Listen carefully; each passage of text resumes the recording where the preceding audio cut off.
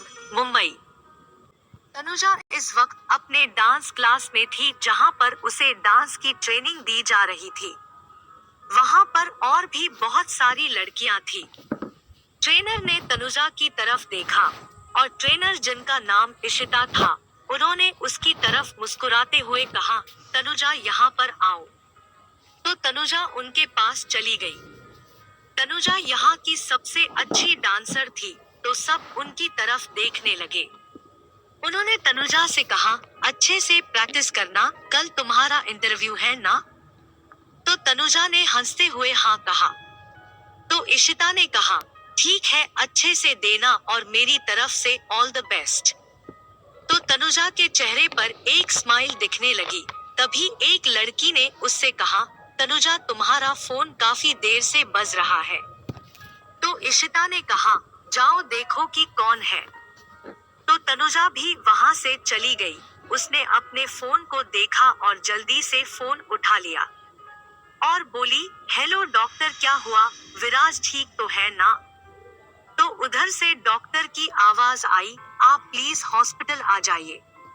तो तनुजा को डर लगने लगा कि कहीं उसके भाई को कुछ हो ना जाए और जल्दी से वह इशिता के पास गई और कहा, मैं अभी हॉस्पिटल जा रही हूँ, मेरी भाई की तबीयत खराब है। अभी हॉस्पिटल से ही कॉल आया था, क्या मैं जा सकती हूँ? तो इशिता ने उसे देखा, तनुजा काफी घबराई हुई थी।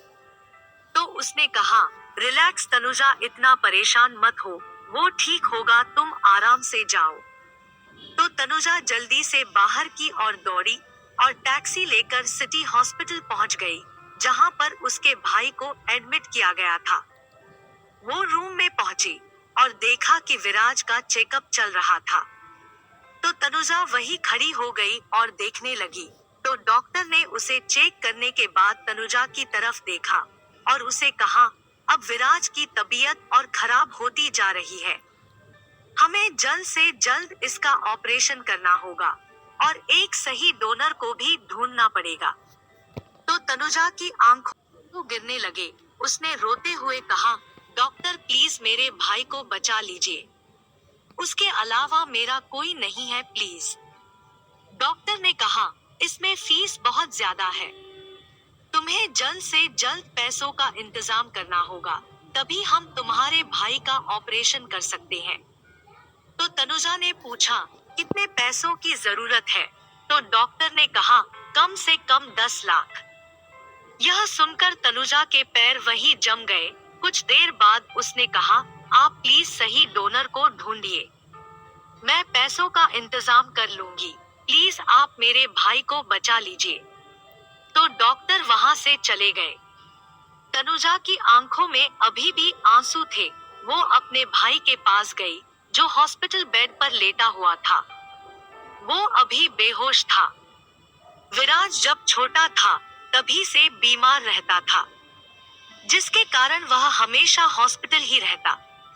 लेकिन अब उसकी बीमारी बहुत गंभीर हो चली थी। उसके लिवर डैमेज थे, जिसके कारण उसे लिवर की जरूरत थी। वह मुंबई भी अपने भाई का इलाज ही कराने आई थी और फिर यही रहकर वह छोटे मोटे रोल किया करती थी, जिसके कारण वह उसके हॉस्पिटल का बिल नहीं भर पाती थी। उसके पिता ने उसके भाई की मदद करने से साफ इनकार कर दिया था। वो ना ही तनुजा से प्यार करती थी और ना ही उसके भाई से। वह अपने आप को बहुत लाचार महसूस कर रही थी। वो उसे बहुत प्यार करती थी।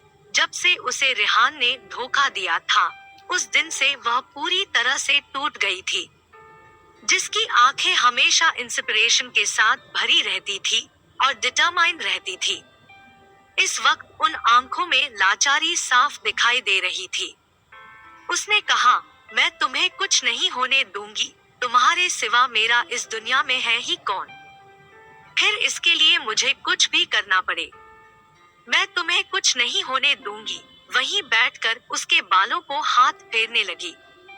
फिर कुछ देर बाद वह वहां से चली गई। वह हॉस्पिटल से बाहर निकली, तभी उसका फोन रिंग हुआ। तो उसने कॉलर आईडी चेक की तो वहां पर रेहान सो रहा था। यह देखकर वह थोड़ा हैरान रह गई। कि रेहान इस वक्त से कॉल क्यों कर रहा है। फिर भी उसने कॉल को पिक किया तो उधर से रेहान की आवाज आई, तुम मुझे मेरे ऑफिस में आकर मिलो, मुझे तुमसे कुछ बात करनी है। और तनुजा की बात सुने बिना ही कॉल को डिस्कनेक्ट कर दिया। तनुजा सोचने लगी कि अब उसे मुझे से क्या बात करनी है। वह जाना नहीं चाहती थी लेकिन उसके पैर रुके ही नहीं। रेहान अपना बिजनेस को पूरे इंडिया में फैलाना चाहता था, इसलिए उसने 2 साल पहले यहाँ पर अपनी कंपनी को स्टार्ट किया और इन 2 सालों में उसका मुंबई में काफी नाम हो चला था। वह भी अब टॉप के बिजनेसमैन में गिना जाने लगा था और उसकी सौतेली बहन एक कामयाब मॉडल और सिंगर बन चुकी थी। तनुजा इंडस्ट्री में छोटे मोटे रोल ही कर पाती थी क्योंकि उसकी बहन उसे आगे बढ़ने ही नहीं दे रही थी। अगर उसे कोई बड़ा रोल मिल जाता तो वह किसी ना किसी तरीके से उसे उस रोल से बाहर निकलवा ही देती थी, जिसके कारण तनुजा को छोटे मोटे रोल ही करने पड़ते थे। वह टैक्सी लेकर मेहरा एंटरटेनमेंट कंपनी तरफ निकल गई। वो एक बड़ी सी बिल्डिंग के सामने पहुंची, रिसेप्शन के पास गई। वहां पर रेहान की पहले से ही असिस्टेंट खड़ी हुई थी। वह उसे लेकर रेहान के ऑफिस की तरफ चली गई।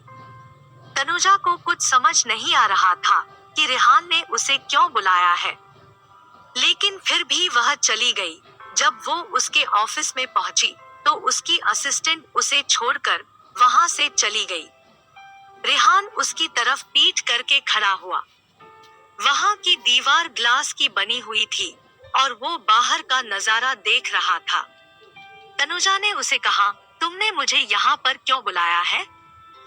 तो रेहान पीछे मुड़ा और उसकी तरफ देखा और हंसते हुए अपनी चेयर पर जा बैठे और वहां पर रखी हुई एक गेंद को उठाकर उससे खेलने लगा और बोला, मुझे पता चला है कि तुम्हारे भाई की तबीयत बहुत खराब हो गई है।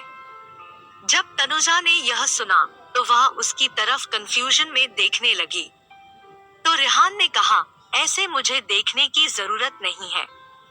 वैसे भी तुम्हारे भाई की तबीयत बहुत खराब है तो तुम्हें पैसों की जरूरत तो होगी ही। मैं तुम्हें पूरे 10 लाख दूंगा लेकिन एक शर्त पर। ये सुनकर पहले तो तनुजा को विश्वास नहीं हुआ और वह उसकी तरफ हैरानी से देखने लगी, लेकिन जब उसने कहा एक शर्त पर, तो उसने अपनी आंखें छोटी कर ली और कहा, और तुम्हारी शर्त क्या है? तो रेहान ने उसकी तरफ गंदे इंटेंशन के साथ ऊपर से नीचे देखा। ये देखकर तनुजा समझ गई। तनुजा इन 3 सालों में काफी बदल चुकी थी और अब वह पहले से ज्यादा खूबसूरत दिखने लगी थी। उसकी नीली गहरी आंखें काफी सुंदर थी। उसका बॉडी काफी अच्छा था। उसे देखकर किसी का भी दिल उस पर आ सकता था। उसने गुस्से में कहा, और तुम्हें क्या लगता है कि मैं लड़कियों के जैसी हूँ जो तुम्हारे साथ रोज बेड पर होती है? तो मिस्टर, अपनी हद में रहो। तो रेहान ने उसकी तरफ हंसते हुए कहा, वैसे ही तुम कर क्या लोगी? अगर तुमने मेरी शर्त नहीं मानी तो तुम अपने भाई से हाथ धो बैठूंगी। तो तनुजा ने कहा, मैं उसे किसी भी तरह से बचा ही लूंगी, लेकिन मैं तुम्हारी यह ख्वाहिश कभी पूरी नहीं हुई दूंगी। तुम जैसे बदतमीज और बेहुदा इंसान मैंने आज तक नहीं देखा। तुम इंसान हो या फिर शैतान। मेरे साथ लॉयल नहीं रहे तो मुझे इस बात का कोई गम नहीं है, लेकिन अब जिसके साथ हो उसके साथ तो कम से कम लॉयल रहो। यह देखकर रेहान को गुस्सा आ गया और उसने चिल्लाते हुए कहा, तुम तो ऐसे बोल रही हो जैसे कि तुम तो दूध की धुली हुई हो। मुझे पता नहीं है क्या कि तुम्हें छोटे मोटे रोल कहाँ से मिलते हैं। तुम एक गिरी हुई औरत हो जो दूसरों के साथ रात गुजारती है, वह भी कुछ छोटे मोटे रोल पाने के लिए।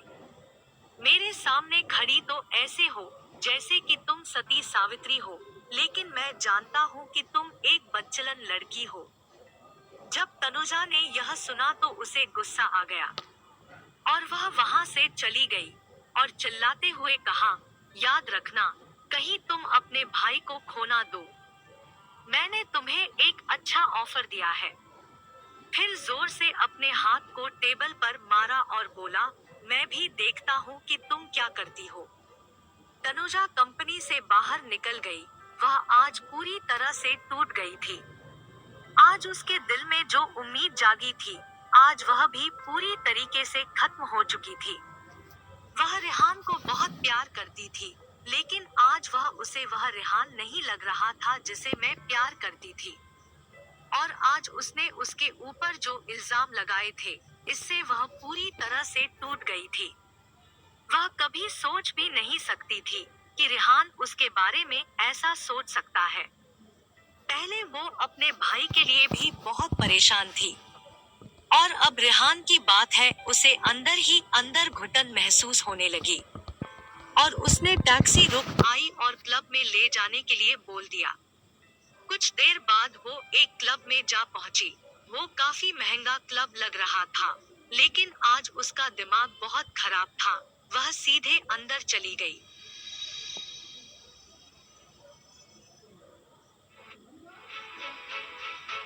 भाग 4। वह क्लब काफी रॉयल क्लब था। वहां पर काफी बड़े बड़े नामी गिरामी बिजनेसमैन और बड़ी बड़ी एक्ट्रेसेस और भी कई लोग आया करते थे। वह क्लब के अंदर गई और जाकर एक टेबल पर बैठ गई, जहां पर कोई नहीं था। और उसने वेटर को हाथ से इशारा करके बुलाया और उसको वाइन लाने को बोल दिया। वह वेटर वहां से चला गया और कम से कम 10 बोतल को लाकर उसकी टेबल पर रख दिया। तनुजा ने उसे पैसे दिए और वह वहां से चला गया। उसने पहले सभी बोतल के ढक्कन खोले, फिर एक एक कर को सबको ऐसे पीने लगी जैसे कोई पानी पी रही हो। काफी लोगों की नजर उस पर बार बार जा रही थी। वह बहुत गुस्से में वाइन को जा रही थी और उसने कुछ देर में पूरी बॉटल्स को खत्म कर दिया। दो आंखें उसे काफी गंदे इंटेंशन के साथ घूर रही थी। उसने अपना सिर उठाकर देखा तो सामने एक लड़का खड़ा हुआ था, और वह उसे देखते ही पहचान गई कि यह कौन है। यह भी एक बिजनेसमैन था। इसका नाम आहान चतुर्वेदी था, और इंडस्ट्री में सबको पता था कि यह एक प्लेबॉय है जो दूसरी लड़कियों की जिंदगियों को बर्बाद कर देता था। और तनुजा समझ गई कि वह उसे क्यों घूर रहा है। उसने फिर से हाथ करके वेटर को और वाइन लाने के लिए कहा। वेटर और बॉटल्स को तनुजा के पास रख कर चला गया। वह लड़का अपनी चेयर से उठकर उसके पास आया और बोला, हाय, और उसकी तरफ हाथ बढ़ाते हुए बोला, आई एम आहान चतुर्वेदी। तुम काफी उदास लग रही हो, क्या तुम्हारे साथ कुछ हुआ है? क्या मैं यहाँ पर बैठ सकता हूँ? तो तनुजा ने अपने मन में कहा, आ गए मेरे सुकून की दुश्मन। बेचारी लड़की को आराम से शराब भी नहीं पीने दे सकते, और मैं तुम्हें क्यों बैठने दूंगी? और उसकी तरफ एक डिस्गस्टिंग नजरों के साथ देखा और उसे इग्नोर कर दिया। यह देखकर आहान को गुस्सा आ गया और उसने कहा, तुम समझती क्या हो अपने आप को? हाँ, तुम थोड़ी सुंदर हो तो क्या हुआ? तो तनुजा ने बीच में बात को काटते हुए कहा, ओ हेलो मिस्टर। पहली बात, मैं अपने आप को क्या समझती हूँ, यह मुझे तुम्हें बताने की जरूरत नहीं। और मैं तुम्हें अच्छे से जानता हूँ, लड़कियों की जिंदगी बर्बाद करने का काफी शौक है ना तुम्हें? तो मुझसे दूर ही रहना। और टेबल से उठकर जाने लगी तो आहा ने उसके हाथ को पकड़ लिया। तुम हो क्या, जो मुझे इग्नोर करके जा रही हो? तो तनुजा ने उसकी तरफ देखा। अब तक उसे काफी नशा चढ़ गया था। उसकी आंखें बंद और खुल रही थी। उसने उसे कहा, छोड़ो मुझे। मैंने कहा छोड़ो। लेकिन आहान ने उसकी बात नहीं सुनी और उसका हाथ पकड़कर दूसरी तरफ ले जाने लगा। तो यह देखकर तनुजा को गुस्सा आ गया और उसने एक जोर का पंच उसके पेट पर मारा और अपना हाथ छुड़ाकर वह वहां से जाने लगी। लेकिन उसने काफी ज्यादा वाइन पी रखी थी, जिसके कारण वह रास्ते भी ठीक से नहीं देख पा रही थी और लड़खड़ाते हुए इधर उधर चल रही थी। उधर आहान अपना पेट पकड़कर फर्श पर बैठ गया, तो उसके बॉडीगार्ड वहीं खड़े हुए और उसकी तरफ दौड़े। आहान ने अपने बॉडीगार्ड से कहा, जाओ ढूंढो उसे, वह यहाँ से बाहर नहीं जानी चाहिए। तो एक बॉडीगार्ड उसकी तरफ आते हुए बोला, सर आप ठीक तो है ना? तो आहान ने गुस्से में कहा, तुम लोग यहाँ से जाओ, तुमने सुना नहीं मैंने क्या कहा, उसे पकड़ो, जाओ, मेरा मुंह क्या देख रहे हो? तो सभी बॉडीगार्ड वहां से चले गए। आहान ने खुद से कहा, मैं इस लड़की को छोड़ूंगा नहीं। वह अभी भी अपने पेट को पकड़े हुए था। उसके पेट पर काफी पेन हो रहा था, लेकिन फिर भी वह तनुजा को ढूंढने उसके पीछे जाने लगा। तनुजा लड़खड़ाते कदमों के साथ चल रही थी। तब तक आहान और उसके बॉडीगार्ड्स ने उसे देख लिया और उसके पीछे भागे। यह देखकर तनुजा हड़बड़ा कर भागी और इधर उधर देखने लगी। उसे इस वक्त अपनी जान बचानी थी। उसने देखा कि बार काउंटर के पास खड़ा है, जिसकी एक हाथ में मोबाइल और दूसरे हाथ में वाइन का गिलास था। वह अपने मोबाइल में बिजी था और उसके आसपास काले कपड़ों में काफी लोग खड़े हुए थे। देखने से कोई भी बता सकता था कि वह लोग उसके बॉडीगार्ड थे। आहान ने उसे देखा और उसकी ओर भागा। तनुजा ने पीछे मुड़कर उसे देखा और जल्दी से लड़खड़ाते कदमों से भागकर उस लड़के को पीछे से गले लगा लिया। तो यह देखकर वह सब बॉडीगार्ड्स हैरान हो गए। तनुजा ने कहा, बेबी तुम यहाँ हो? मैं तुम्हें कब से ढूंढ रही थी। तो वह लड़का हैरान हो गया और तनुजा की हाथ को हटाया और हैरानी से पीछे मुड़ा। और जब उसने तनुजा को देखा तो उसकी आंखें बड़ी हो गई और उसे वह दिन याद आया जब उसने उसकी जान बचाई थी। तनुजा ने मुस्कुराते हुए उसके गले में अपने दोनों हाथों को डालकर गले से लगा लिया और बोली, आई मिस यू। जैसे ही तनुजा ने यह कहा तो आहान भी वहीं रुक चुका था और उसकी बॉडीगार्ड भी, क्योंकि वह समझ चुका था कि वह इस आदमी से पंगा लेने की कोशिश भी नहीं कर सकता। वह और कोई नहीं, बिजनेस इंडस्ट्रीज का बेताज बादशाह अरमान कपूर था, जिससे कोई टक्कर लेने की हिम्मत भी नहीं कर सकता था। और वह तनुजा को हैरानी से देखने लगा तो सब बॉडीगार्ड्स को जैसे कोई सांप सूंघ गया हो। वो तनुजा को हैरानी से देख रहे थे, कोई जोर से भी सांस नहीं ले सकता था। उन लोगों के माथे पर पसीना आ गया था और उन्होंने मन ही मन तनुजा के लिए भगवान से प्रे करने लगे और सोचने लगे, यह लड़की क्या पागल है जो बॉस के गले लग गई और बॉस उसे गले लगाए हुए है। एक बॉडीगार्ड तनुजा को उससे अलग करने के लिए आगे बढ़ा तो अरमान ने अपने हाथ से उसे रुकने का इशारा किया। तो यह देखकर सभी बॉडीगार्ड सोचने लगे कि यह लड़की है कौन जो बॉस को गले लगाए खड़ी है। तनुजा ने अरमान के कान में धीरे से कहा, देखो मेरे पीछे कुछ लोग पड़े हैं, इसलिए प्लीज मेरे साथ एक्टिंग कर सकते हो, मैं तुम्हें 1000 रुपए दे दूंगी प्लीज। यह सुनकर अरमान के चेहरे पर एक स्माइल आ गई और वह खुद पर ही हंसने लगा और मन ही मन में बोला, क्या मैं इतना गरीब हूँ? और मुस्कुराने लगा। जब उसके बॉडीगार्ड ने अपने बॉस को ऐसे मुस्कुराते देखा तो वह एक दूसरे के चेहरे देखने लगे। अरमान ने तनुजा से कहा, आई मिस यू टू। तुम यहाँ पर क्या कर रही हो? और तुमने इतनी शराब क्यों पी रखी है? तनुजा के पास से शराब की बदबू आ रही थी। तनुजा को अपना सिर काफी भारी लग रहा था, उसे काफी कंफर्टेबल महसूस हो रहा था। जब उसने अरमान के कंधों पर अपने सिर को रखे हुए थी, उसके बाल अरमान के कंधे पर आ रहे थे। उसकी आंखें अपने आप बंद और चालू हो रही थी। वह उससे दूर हुई, फिर उसने आहान की तरफ देखा और रोने का नाटक करते हुए बोली, बेबी देखो ना, यह इंसान मुझे परेशान कर रहा है। इसने मेरे हाथ को भी पकड़ा और मुझे अभी भी दर्द हो रहा है। और अपने हाथ को उसे दिखाने लगी, जिस पर अहान के हाथों के निशान बन गए थे। तो अरमान ने उसके हाथ को देखा और उसके चेहरे पर गुस्सा साफ दिखाई देने लगा।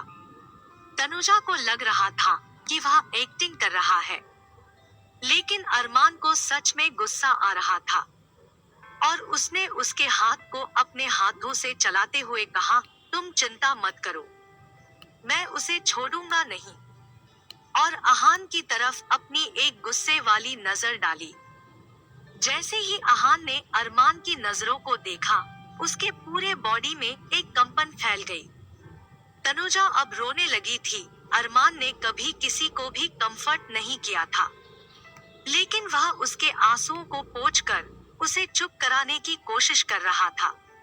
बेचारे बॉडीगार्ड, जो यह सब देखकर सदमे में चले गए थे, वो भरोसा नहीं कर पा रहे थे कि उनके बॉस इस लड़की को इतने अच्छे से ट्रीट क्यों कर रहे हैं। उनकी आंखें बड़ी बड़ी हो गई थी।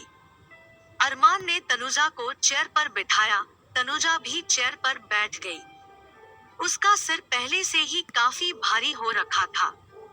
उसने अपने सर को टेबल के ऊपर रख दिया और वहीं पर सोने लगी, तो अरमान ने अपना ब्लेजर उसके ऊपर डाल दिया। फिर मुड़कर अहान को देखा और बोला, तुम्हारी हिम्मत कैसे हुई मेरी गर्लफ्रेंड को हाथ लगाने की? तो यह सुनकर अहान के आश्चर्य का ठिकाना नहीं रहा। वह हैरान होकर कभी तनुजा को देखता तो कभी अरमान को। अरमान उसकी तरफ गया और बोला, तुमने उसे टच भी कैसे किया? अहान ने जैसे ही अरमान की आंखें देखी तो वह एकदम से घबरा गया और बोला, सॉरी मिस्टर कपूर, मुझे पता नहीं था कि आपका इस लड़की के साथ कोई रिश्ता है। सॉरी, मुझे माफ कर दीजिए। और वह जल्दी से अपने बॉडीगार्ड्स को लेकर वहां से भाग गया, जैसे उसके पीछे कोई भूत लग गया। अरमान ने अपने असिस्टेंट से कहा, इसकी पूरी डिटेल निकालो और यह जो भी बिजनेस करता हो उसे बर्बाद कर दो। तो उसके असिस्टेंट ने अपना सिर हाँ में हिला दिया। फिर उसने पूछा, बॉस, वैसे यह लड़की है कौन? तो अरमान ने तनुजा की तरफ देखा, जो सर को टेबल पर रख कर सो रही थी। तो उसने कहा, इस लड़की ने ही मेरी 3 साल पहले जान बचाई थी। तो असिस्टेंट को सब याद आ गया और उन बॉडीगार्ड को भी समझ में आ गया। अरमान तनुजा के पास गया और उसे अपनी गोद में उठाने ही वाला था कि तनुजा फिर से उठ गई और इधर उधर अपनी नजरें घुमाने लगी, जैसे किसी को ढूंढ रही हो। उसकी आंखें अभी भी बंद चालू हो रही थी। फिर उसने अरमान को देखा और उसके पास लड़खड़ाते हुए गई और अरमान के शर्ट में 2 500 के नोट रखते हुए बोली, गुड, तुमने काफी अच्छी एक्टिंग की।